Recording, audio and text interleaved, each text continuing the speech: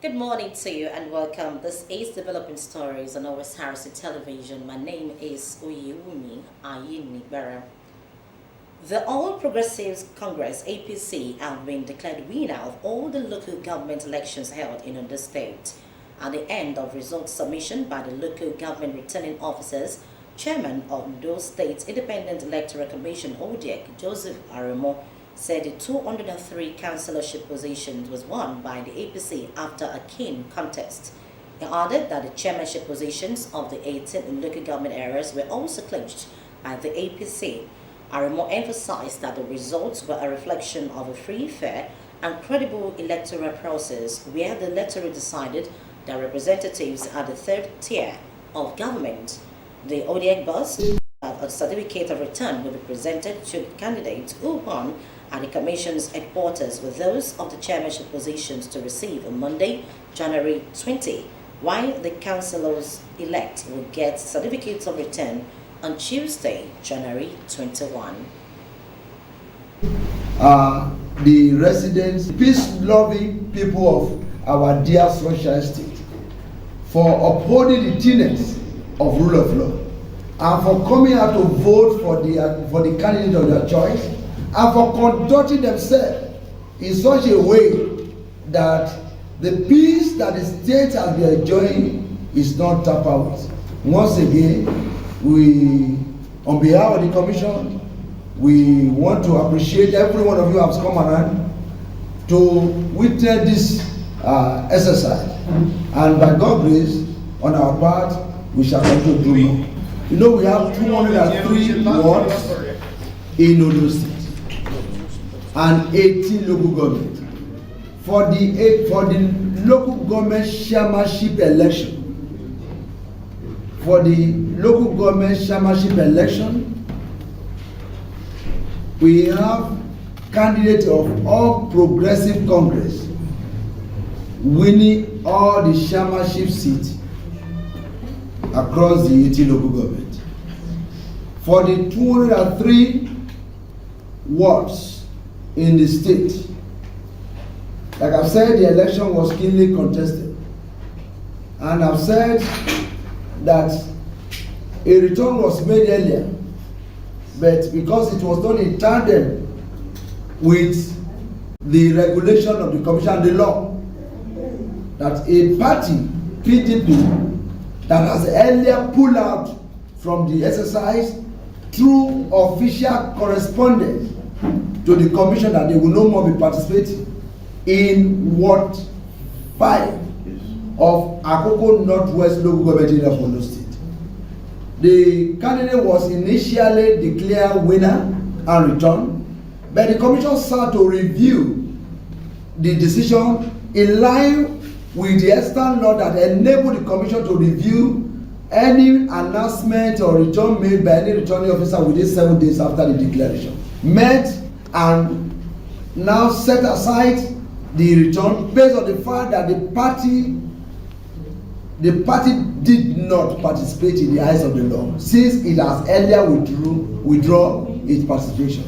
Thereafter, the commission found out that the runner-up, that is the of All Progressive Congress, was declared the councillor-elect for Ward 5 of Akoko Northwest Local Government. Now, in a nutshell, across the 203 wards of Ondo State, we have All Progressive Congress clearing all the 203 councillorship seats in Ondo State, just as it cleared all the chairmanship seats in the state.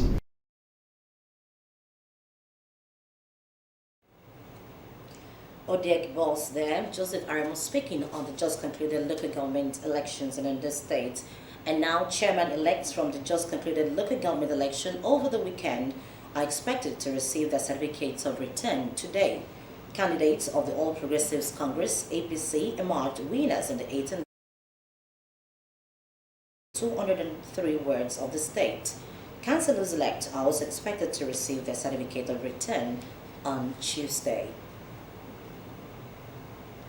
The Joint Admissions and Matriculation Board, JAMS chapter of the National Association of Non-Academic Staff Union, NASU, and the Association of Senior Civil Servants of Nigeria, ASCSN, have thrown their full weight behind the proposed increase in allocation for staff feeding in the 2025 budget by the board. The two JAM-based labor unions, while clarifying the rationale behind the 1.1 billion naira proposed in the 2025 budget for the feeding scheme, countered recent misrepresentations about the figure.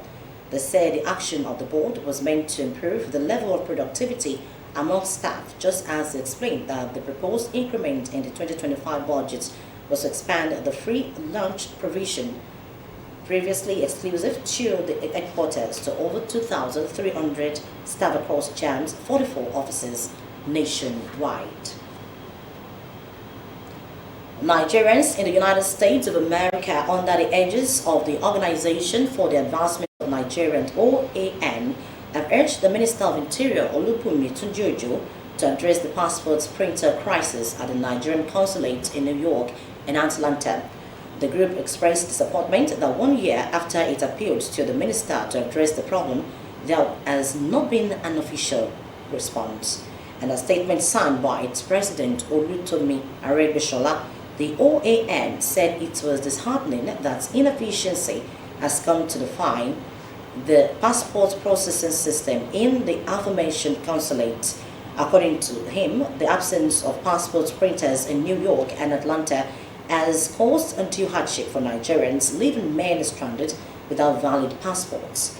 It alleged that the refusal to deploy the ID printer to New York or Atlanta stemmed from unfounded concerns expressed by the former Minister of Interior that such a move might create discontent among the nations.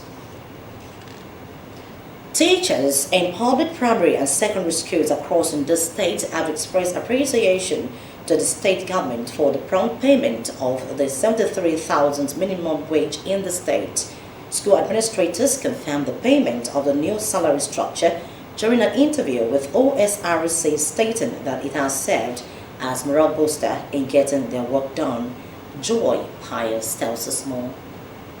Recall that President Bola Tinubu in July 2024 approved 70,000 naira nationally as the new minimum wage, following pressures by the Nigeria labor unions as a way to mitigate the current economic challenges. We have negotiated in good faith and with open arms with organized labor on a new national minimum wage. We shall soon send our executive bill to the National Assembly to enshrine what has been agreed upon as part of our law for the next 5 years or less.